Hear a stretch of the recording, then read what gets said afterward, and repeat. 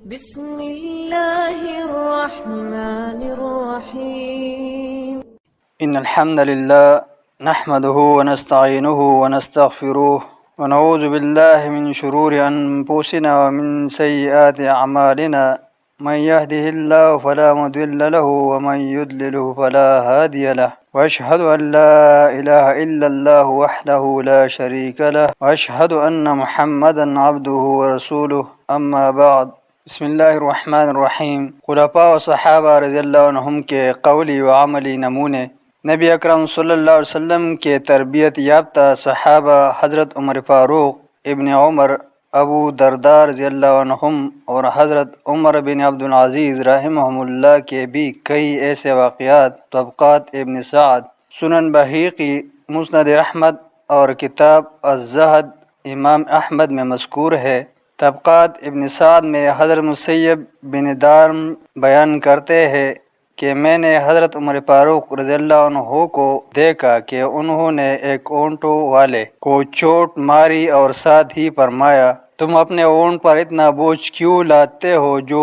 اس کی طاقت سے زیادہ ہے۔ سنن کبری بحیقی میں ہے کہ حضرت عمر فاروق رضی اللہ عنہ نے ایک آدمی کو دیکھا جو بکری کو لیٹا کر چری تیز کر رہا تھا۔ انہوں نے اسے اپنے درے سے معمولی انداز سے مارتے ہوئے فرمایا، کیا تم اس کی روح کو 2 مرتبہ تکلیف دینا چاہتے ہو؟ یہ کام چری کو تیز کرنا تم نے پہلے ہی کیوں نہ کر لیا؟ بحیقی ہی میں حضرت عمر رضی اللہ عنہ کا ایک اور واقعہ بھی مذکور ہے۔ ایک آدمی بکری کو ذبح کرنے کے لیے اسے ٹانگ سے گھسیٹے لیے جا رہا تھا تو اسے دیکھ کر انہوں نے فرمایا، تیرا برا ہو، اسے موت کی طرف اچھی طرح سے لے کر جاؤ۔ لیکن اس اثر کے راوی امام محمد بن سیرین رحمہ اللہ اور حضرت عمر فاروق رضی اللہ عنہ کے مابین انقطاع ہونے کی وجہ سے از روئے سند یہ اثر ضعیف ہے۔ البتہ اسی مفہوم کا ایک اور اثر بھی سنن کبری بحیقی میں ابن سیرین رحمہ اللہ ہی سے مروی ہے کہ اسی طرح بکری کو گھسیٹے لیے جانے والے شخص کو دیکھ کر انہوں نے فرمایا تھا، تیری ماں نہ ہو،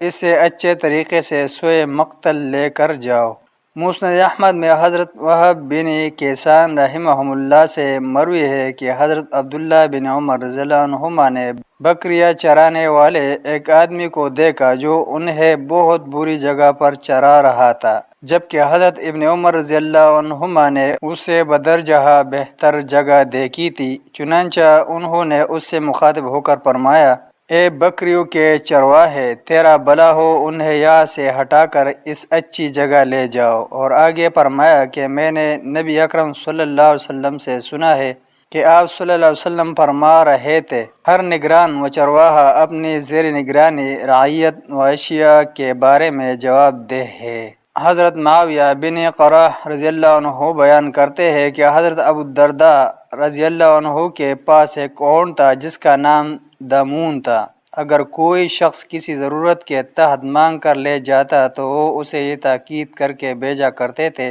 اس پر اتنے اور اتنے سے زیادہ بوجھ نہ لادنا، کیونکہ یہ اس سے زیادہ کی طاقت نہیں رکھتا۔ جب ان کی وفات کا وقت قریب آ گیا تو انہوں نے اپنے اونٹ سے مخاطب ہو کر فرمایا، اے دمون،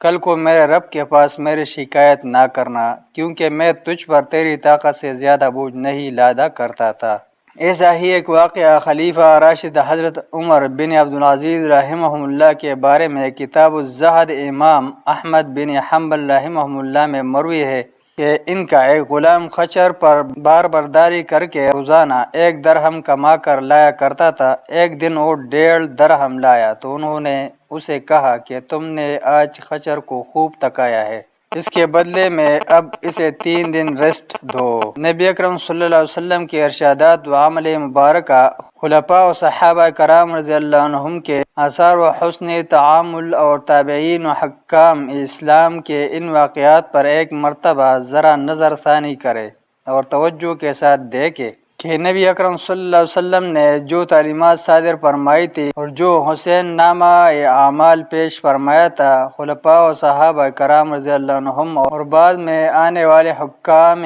اسلام نے ان پر کس طرح عمل کر کے مثالیں قائم فرما دیے۔ آج انسانی حقوق کا ڈنڈورا پیٹنے والوں کو معلوم ہونا چاہیے کہ جس نبی کو تم دہشت گرد باور کروانے پر تلے ہوئے ہو وہ تو نہ صرف انسانوں بلکہ جانوروں تک کے حقوق محفوظ کر گئے ہیں، اور یہ صرف کتابی حد تک جمع خرچ ہی نہیں ہے بلکہ انہیں باقاعدہ نافذ بھی کیا گیا۔ اسی طرح آج کل یہ بھی دیکھنے میں آتا ہے کہ مسلمانوں کے خون کو پانی سے بھی سستا سمجھ کر بے دریغ بہانے والے یہ اہل مغرب اپنے کتوں اور بلیوں کو بھی بسکٹ کھلاتے نہلاتے اور نہ صرف نرم و گرم گدوں پر بٹھاتے بلکہ گود میں اٹھائے پھرتے ہیں۔ ان حدود کو پھلانگنے والی حرکتوں سے قطع نظر جانوروں سے حسن سلوک کا سبق سب سے پہلے ہمارے اسی نبی صلی اللہ علیہ وسلم نے دیا تھا، جنہیں ٹیررسٹ باور کروانے پر تم لوگ ادھار کائے بیٹھے ہو۔ کیا ایسے نبی صلی اللہ علیہ وسلم یا اس کے پیروکاروں سے انسانوں حتیٰ کہ جانوروں کے ساتھ بے رحمی، تنگ دلی اور دہشت گردی کا تصور بھی کیا جا سکتا ہے؟